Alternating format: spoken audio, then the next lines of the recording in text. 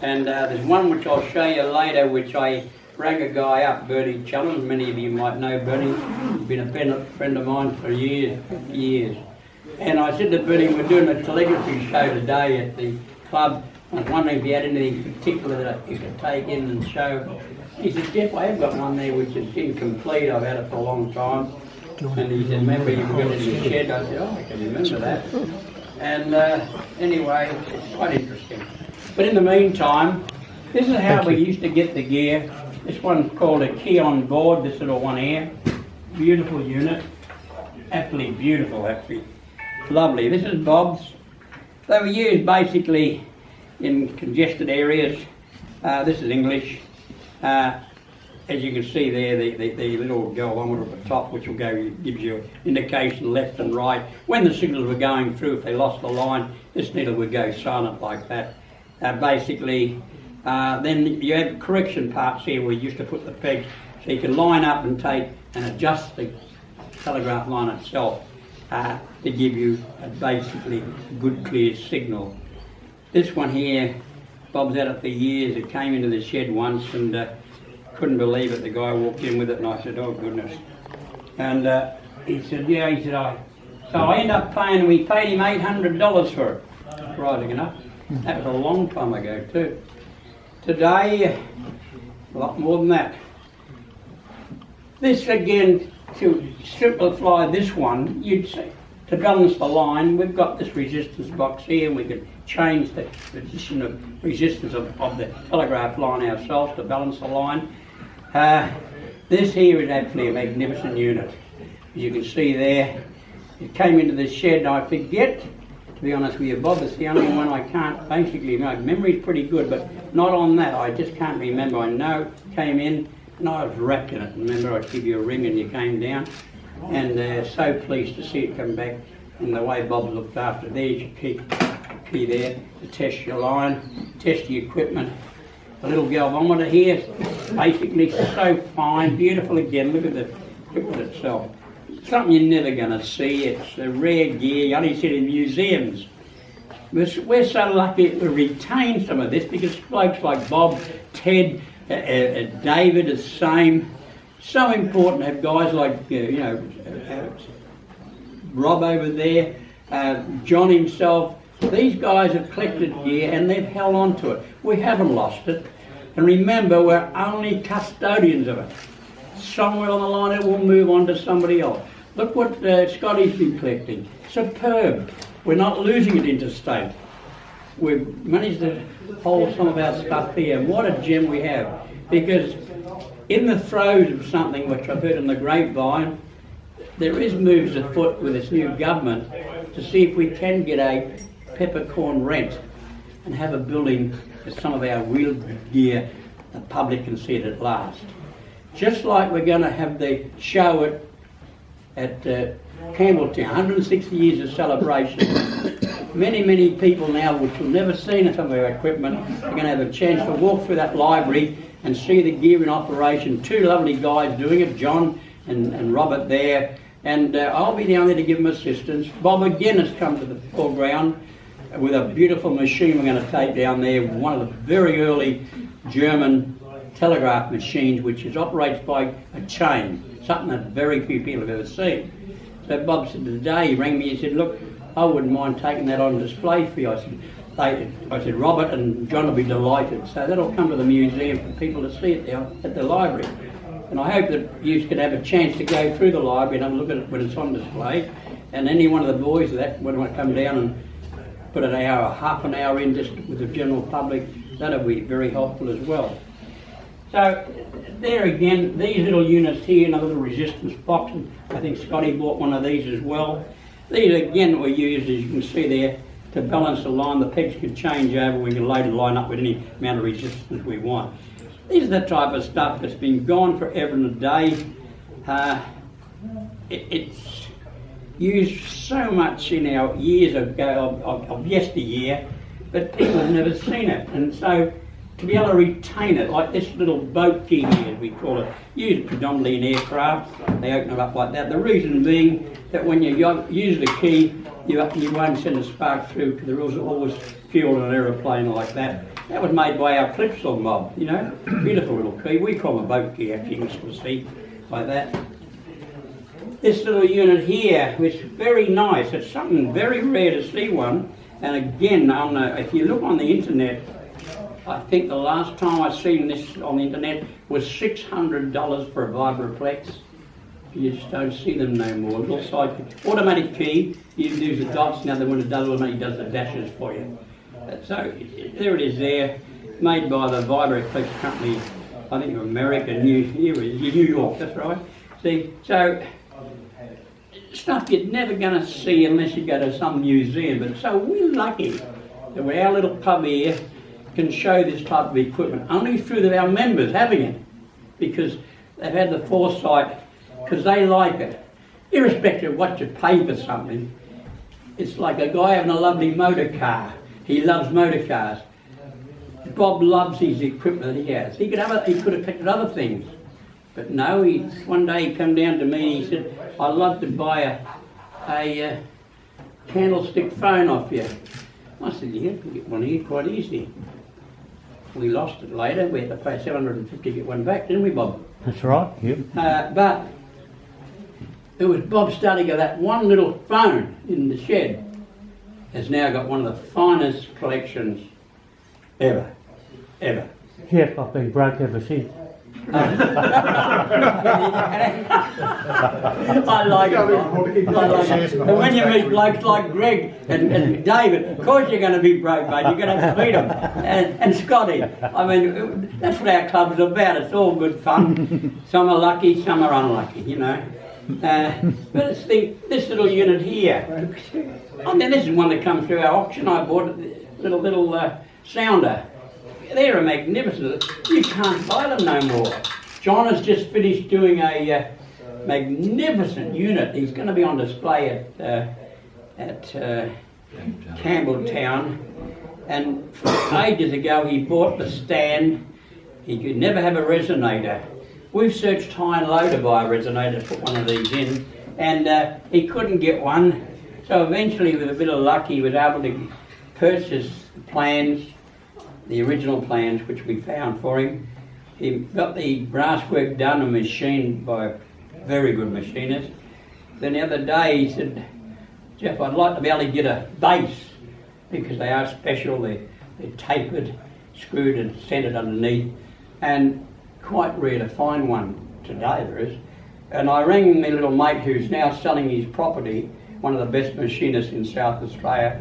I rang him up and I said, "Oh no, you're still doing your work?" He said, "I'm not reading." He said, "Why, can I help you?" I said, "Well, I got a friend in the department with me in our club. He needs a base for his resonator." And he said, "Well, can you give me the plans of what he wants?" So I said, "No worries." So we had the plans there to give him. And he rang me up, and I didn't ask for prices or anything like that for John, because whatever he was going to charge, we were willing to pay anyway, because I knew it was going to be done perfectly. So anyway, about a week or fortnight later, he rings me and he said, "Jeff, I couldn't have any, I had no mild steel available anyway. I can't get it, Jeff, in block form." He said, "I've had to go and purchase it down at Paramount Browns." And he said, "It's just impossible to find it." And I said, "That's all right. So whatever, you just let me know." He said, "Well, I've finished it for you, to the plans you wanted." We were over the moon when we got it. He delivered it to my place. John came up, left the money there for it. He charged him, he normally charges $180 an hour for his work. All he did was charge John $830 for the finished equipment. Oh, absolutely amazing. And you'll see it on display at Campbelltown. So that's the knowing all these guys. They're slowly, like myself, they're getting up in years, slowly fading away from what they used to do. Machinists are very hard to come by, as George found that out, didn't we, George? They're so hard to find the guy to make something one-off. Rob and I know a couple of good guys, but there again, some people say, "Oh, gee, that was expensive," but when you think of one of the equipment they've got to turn, it's cheap, very cheap. So we're so lucky that way, our club, and we know a lot of these people, and having known them for years and years, the club means much to me, but when I mention the club, they look after us. So, you know, if you want something, you can always give me a ring, and if we can find it, the person that can make it or something for you, it can be done. This little unit is the one I wanted to show you that Bernie sent down for me, because this is quite rare. It's only a part of it, but it's very hard to, if you see a little wheel on the side here, normally there's a cover sitting there, it goes over the top of it, and there's a little shaft comes out here, gets another electric motor, and it's called a transmitter. I think it's made by Elliott of London, made back in the 1900s. The little magnet there, this little base magnet here, is there to stabilise the contacts that they don't get bounced when the unit is in full operation. So it forms a slight magnetism, residual magnetism there to hold the contacts from bouncing and we're getting chatter. That's what that's for. So it's sitting up there like that down there, and up there on this little wheel you'll see little holes in it. And as you turn this little wheel here somewhere, here it is, yes, you'll see this, I don't know whether you'll be able to see it, but it's so ingenious. Here they go, see? You see a little movement there. There's two little levers come up and they perforate the tape. They put holes in it.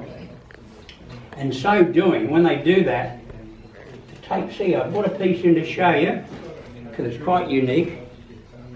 And they used them on the high density telegraph lines where a lot of traffic was going through. Something would go up to Darwin, hundreds of messages, single messages coming through.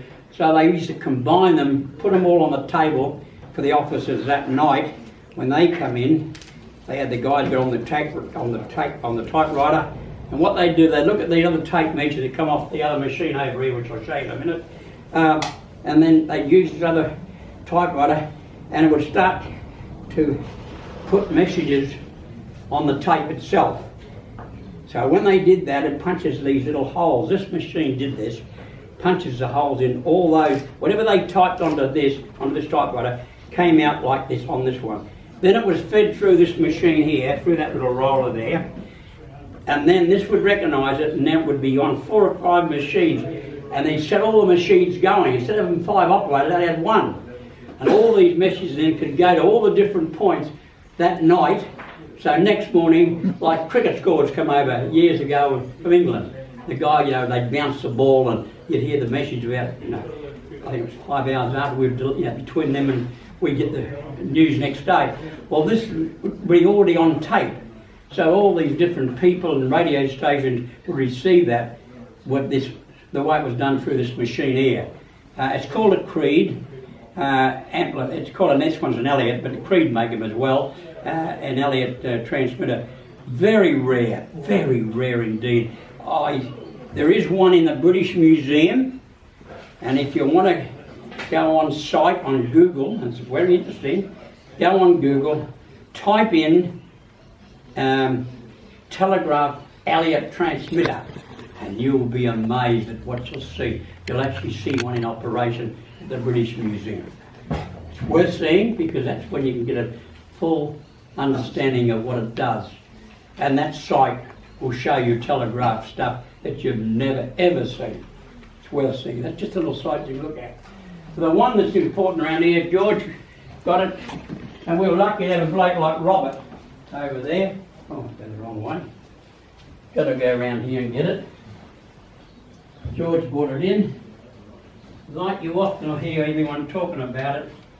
The little galv over here, there, so lovely, this little unit here. I'll just put it there so I don't scratch the table. And then this one here, which is certainly a lovely unit.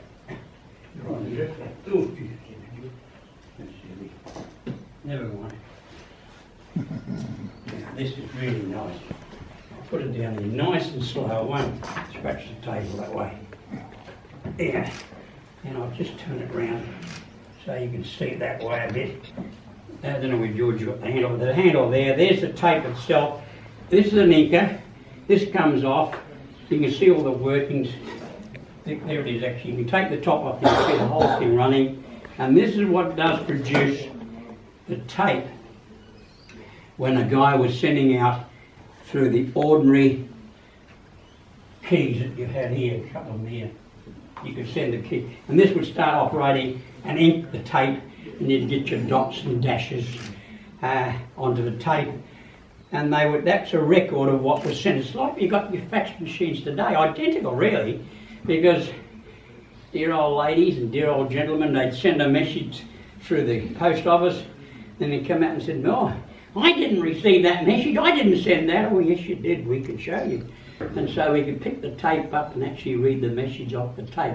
We could tell them that's what they said, because that's what they wrote on their telegram form, and this is what we received. So it was a way of proving the department was never wrong. Not saying they were that way, but most times they were never wrong.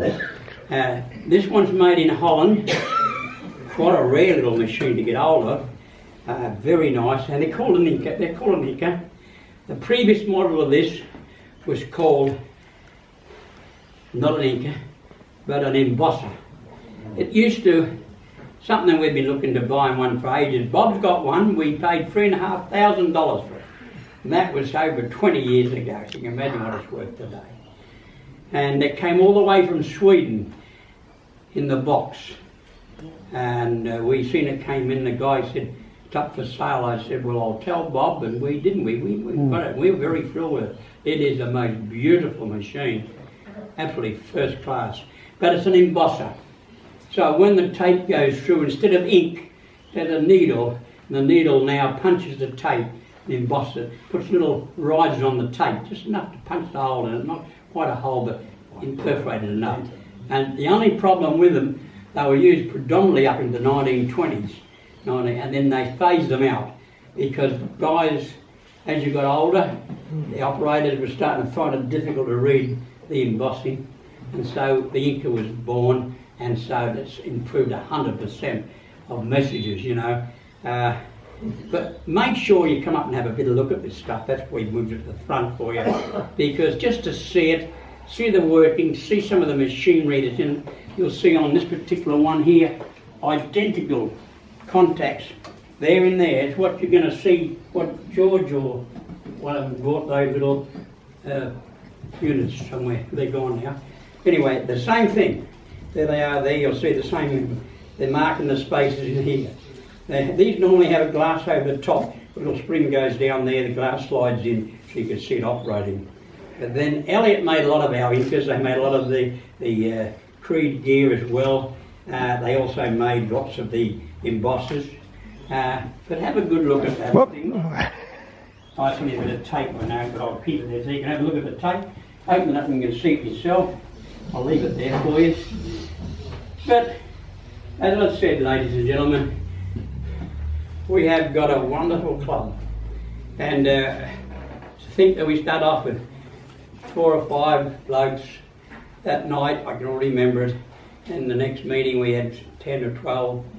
And then slowly now up to 63 paid up members. And we're growing. And I think we're lucky.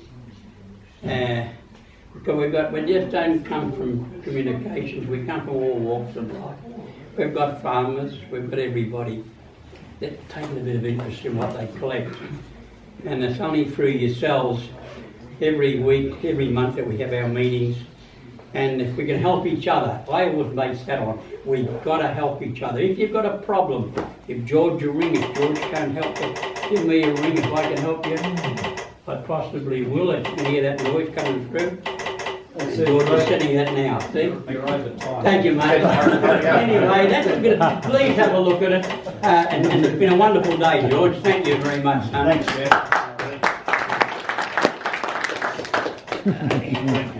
Thanks, Jeff. That's all right, old buddy. It's lovely, isn't it? Thank you, George. Listen.